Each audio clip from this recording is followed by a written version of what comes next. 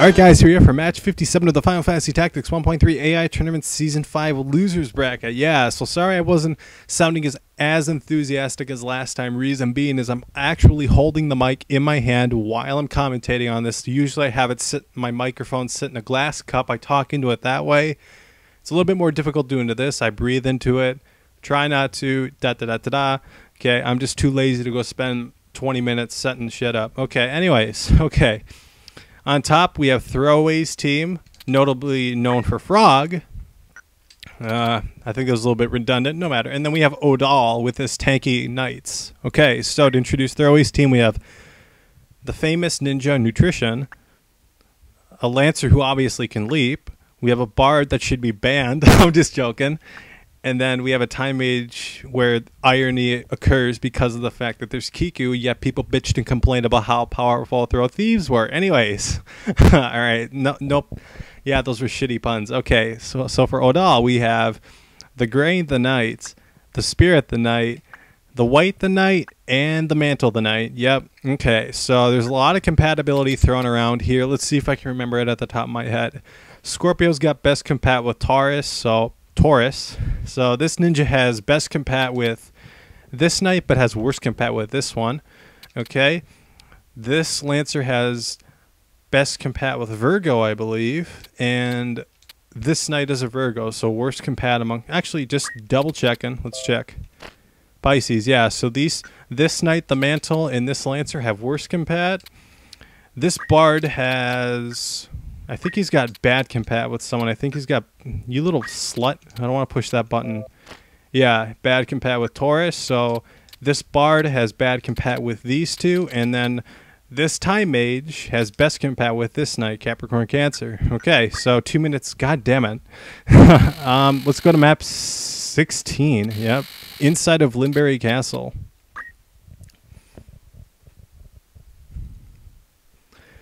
All right, I'll try to be a little more enthusiastic this time. Okay, so Odal is in the red. Normally he's in white, but this time ThrowAway is because player one's palette colors take precedent. 273 damage, I think that's... I already forgot the compats already. That's fine, though. Irony. How much damage does she do? Oh, she put that 9 critical already. That Time Mage does a... Wow, couldn't he have just killed her? I think he could have just smacked her and KO. Oh, that knight does that Time Mage does have evasion though with a Feather Mantle, and the Holy coupled it anyways. What I was gonna say is, with that Time Mage, I personally, she has a Feather Mantle. I personally would have given. Oh damn! No 2 frogs. That's fine, but this will make quite a difference. Okay, Nutrition isn't playing with this 14 speed. This team obviously has the speed advantage. Nutrition is not down. He's staying pretty much in shape. I mean, his buns are showing. Anyways, Threaten is going to go to a Holy. Looks like an angel song, I'm presuming. Yep, correct. Okay, as I was trying to say about that Time Mage, I personally would have given her a Magic Gauntlet because, I mean, she's not that evasive. 30% isn't really that low, or isn't really that high. And also, it provides 1 additional MA. And because that Time Mage has best compat with one of these knights, instead of doing 192 damage, 16 times 12, she does 283 damage. Best compat gives you a 50% boost. So that means she does 283 damage. If you want to take that number, 283, multiply it by 2, that's 566 damage. No frog proc. The highest HP unit in the entire that you can get is a sacred 559 HP. That means regardless, the only way you can possibly defend Kiku Ichimonji is get magic defend up or hope for bad burst compat and have shell. Those are really the only methods of defending it. Okay, you know what? I don't want to bitch about Kiku. I'm gonna wait till this tournament is over. So yeah. I mean, then I'll go talk about it. I mean, it's almost over, but it's not quite over. Odal, I think, is going to take this. And this Frog team, her ThrowAway has made quite a bit of a showing. So it's very fun watching his matches, but I think he's going to be KO'd because of that factor. Yep. It's this Lancer, and he does have 2 hands, so he could solo. He doesn't have any resurrection, so it's all up to him. But he's got to deal with a band of knights, weapon guard knights. The odds don't look good. So we're going to be going to round 2 in a bit.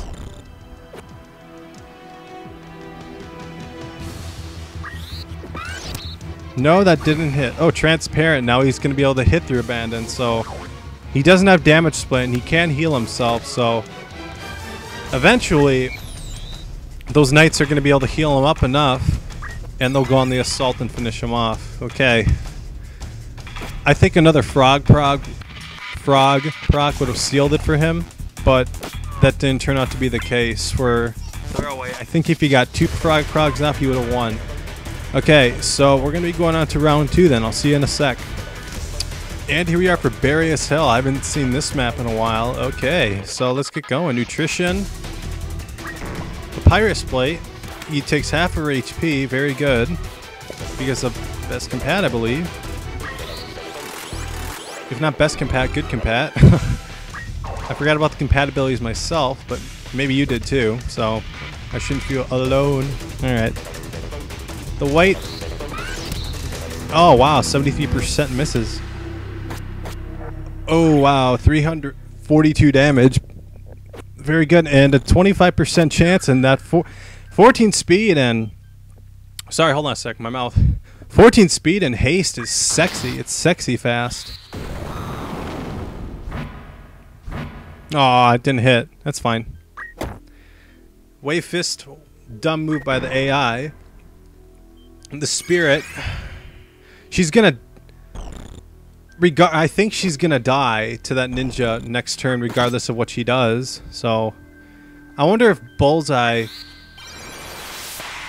bypasses MP switch. I think it does. Yeah, now she's down and she's their primary HP healer. So yeah. I'm thinking yeah, 288 damage. Wow. That must be the guy she has best compat with. So, goddamn. It's a lot. Yeah, it's a 2-on-3, and you have the primary damage dealers and 30% bypass. Ouch. Okay, Nutrition's probably going to KO that critical knight next turn. No, he throws a high ether for more haste. 168, I think that was bad compat. Yeah. 208 damage. Frog proc, 29%. Okay, you know what? So it's a permanent 2-on-4, I guess. It's a permanent. It's 2v2 right now, but it's a permanent 2 for ThrowAway because he's got no resurrection on his people, which is a really bad sign. And if he keeps on dodging attacks, I don't know. Now, if she gets a turn in before that Lancer, it's... Well, that Lancer might be... Maybe a frog proc. Ah, shit. Maybe not. 51%. So, Odal's making his comeback right now. 52%. If a frog proc could just trigger, it would be over, I think. But, nope. Bard decides to act stupid. Maybe he couldn't get it off in time. 75%. Okay, at least... ThrowAway will last for a little bit longer. Okay. 29%. No mid-charge. Damage split, okay. That bar does have defense up. No, he's got short charge, I believe. Yep. Now it's back to the exact same situation as last time. This is over. Yep. I think it would have been better if that ninja were to have gone for that one of those knights when they were in critical, because then it would be a 2 I think a 3v1. But nope. Okay. Almost dead. 14 HP. Takes down a unit in the process. But those units are all just going to heal him up. Fighting stance. Game over. Alright, ThrowAway, you had an awesome frog team, but Like Mando, I think the AI choosing like stupid is what costed you the victory. So thanks for playing, and hold on, who the hell are you again? Odal, wow. So yeah, Odal, you'll be moving forward. You'll be moving on to, I'll see you for match 60. I think you're fighting, yeah, you're fighting Dervish, I believe. Yep. So I'll see you guys there.